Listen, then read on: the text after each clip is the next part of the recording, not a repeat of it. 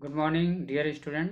यहाँ पर कुछ इंपॉर्टेंट क्वेश्चन है, जैसे the value of divergence of r power n into r, तो इसका आंसर क्या होगा, ए के साथ जाएगा। ये शॉर्ट ट्रिक है, याद कर लें। डाइवर्जेंस ऑफ क्या होता है, डाइवर्जेंस ऑफ आर की power n into r equal to होता है एन प्लस का 3 इंटू का आर की पावर एन। इसको आप याद कर लें। और क्वेश्चन नंबर 2 का जो राइट आंसर होगा वो बी के साथ जाएगा। इसका मैं सोल्यूशन आपको दे दे रहा हूँ। ये कैसे आएगा, क्योंकि हम जानते हैं friend f of z equal to modulus of z square. इसको मैं राइट कर सकता हूँ जेड इंटू जेड कंजुगेट के। अब इसी को अगर एफ कंजुगेट एफ को जेड कंजुगेट के रिस्पेक्ट में अगर डिफ्रेंशिएट करेंगे तो जेड इक्वल टू क्या आएगा, 0। इसलिए राइट आंसर होगा, है ना। अब क्वेश्चन नंबर 3 से बात करें तो ये residue of 1/z² minus e² at z equal to a पर आपको फाइंड करना है। तो इसका जो राइट आंसर होगा ए के साथ जाएगा। कैसे, ध्यान से देखेंगे। Residue of f of z जो होता है, residue of f of z जो होता है वो लिमिट है z tends to z nought f of z nought पर होता है, लेकिन जेड माइनस या जो भी है जेड नाट पर होता है ना। ये फार्मूला है, इसी के अकॉर्डिंग ये सॉल्व होगा। ठीक है, इसी के अकॉर्डिंग क्या होगा, ये सॉल्व होगा। कैसे सॉल्व किया जाएगा,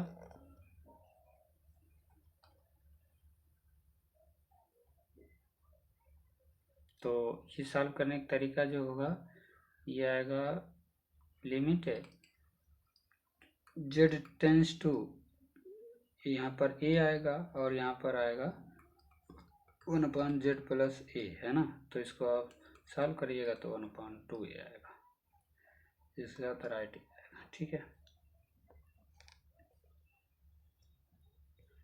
नेक्स्ट क्वेश्चन की बात करें। यहाँ पर 21 का क्वेश्चन जो है, इसके बात करें तो ये जो आएगा राइट आंसर, है ना। इसके साथ 21 का जो राइट आंसर होगा फ्रेंड वो क्या आएगा, वो 0 आएगा। 21 का जो राइट आंसर होगा वो कितना आएगा, वो 0 आएगा। यस, ये आंसर 0 आएगा, माने सी द राइट आंसर। क्यों होगा, क्योंकि यहाँ पर यक्स है और यहाँ पर 2 है, इसका 2 गुना है, 0 आएगा। सॉल्व करने के बाद भी आएगा। चलिए हम आपके सामने सॉल्व कर देते हैं ना, है ना। यहाँ पर आई इक्वल टू दिया है इंटीग्रेशन 0 से π/2 और यहाँ पर log, और यहाँ पर दिया गया है tan x और यहाँ पर dx। ठीक है, तो इसको जब सॉल्व किया जाएगा तो इसको प्रॉपर्टी P4 लगा दें। प्रॉपर्टी क्या लगाएंगे, P4। तो क्या कहता है, तो I इक्वल टू, है ना, 0 से π/2 और यहाँ पर लिखेंगे log और यहाँ पर लिखेंगे tan, है ना, और यहाँ पर आ जाएगा π/2 माइनस का x और यहाँ पर क्या आएगा dx।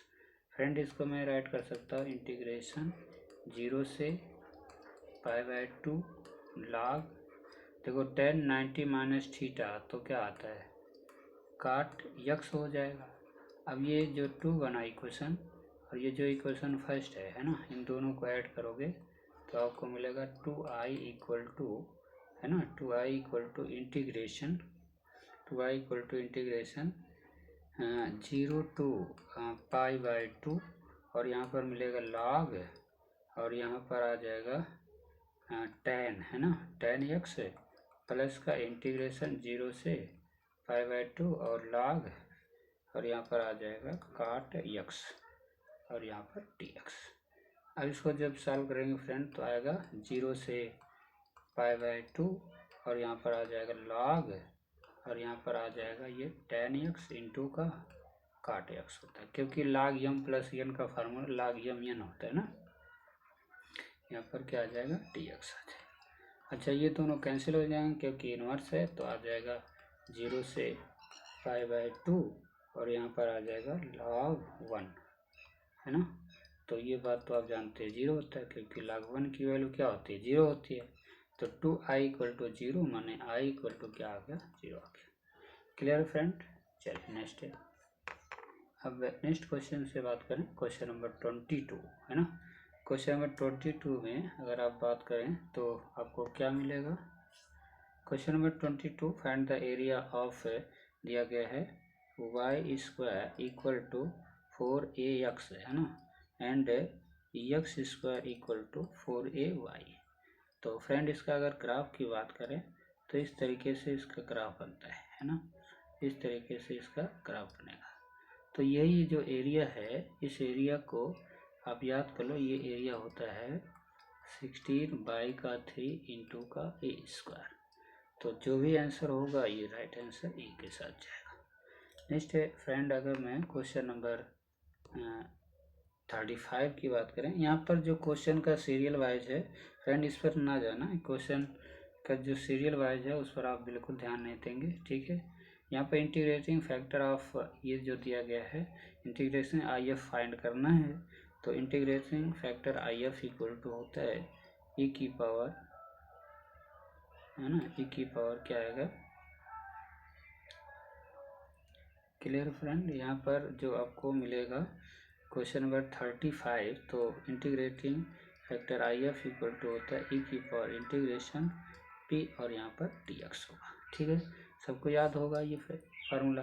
तो यहाँ से मैं शॉर्ट ट्रिक बताऊँ, देखो यहाँ पर एक्स है और यहाँ पर 2 है, तो ये एक्स की पावर ये 2 मतलब बी राइट आंसर होगा।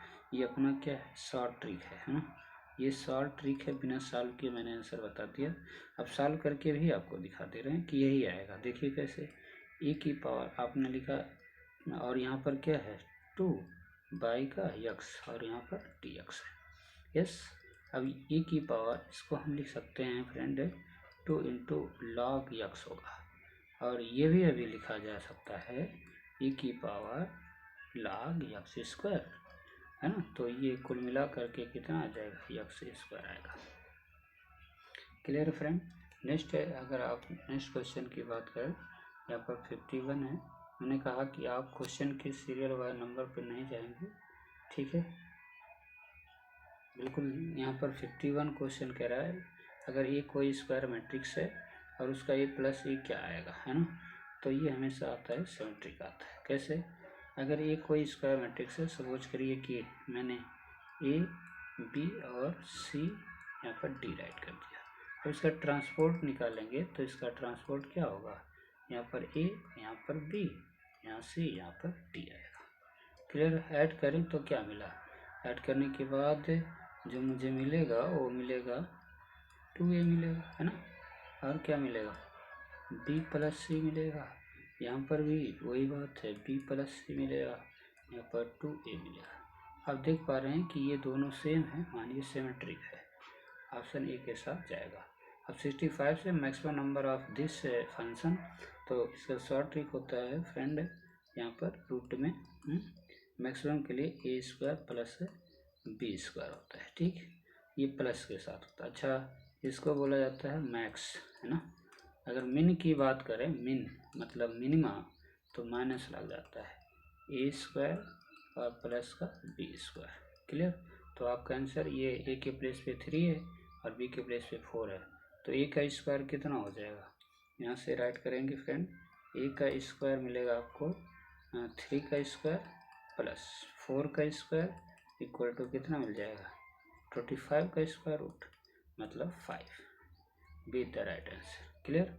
नेक्स्ट क्वेश्चन से बात करें तो नेक्स्ट क्वेश्चन आपके सामने होगा, कंडीशन फॉर क्या दिया गया है, कंडीशन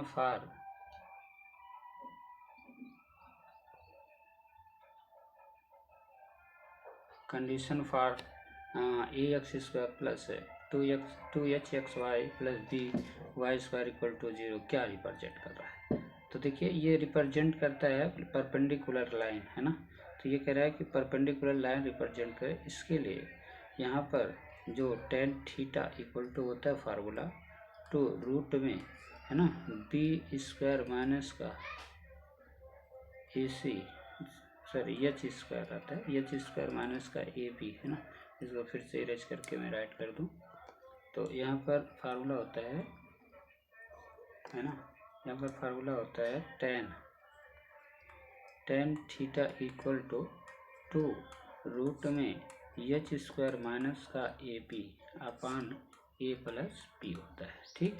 तो अगर यही क्या हो जाए 0 हो जाए, माने tan थीटा की वैल्यू इनफाइनाइट आ गई, क्या आ जाएगी tan थीटा की वैल्यू क्या आ जाएगी, इनफाइनाइट। तो ये कब होगा, जब थीटा की वैल्यू 90 होगा, इसका मतलब परपेंडिकुलर होगा ना। तो इसके लिए ऑप्शन बी के साथ राइट आंसर होगा।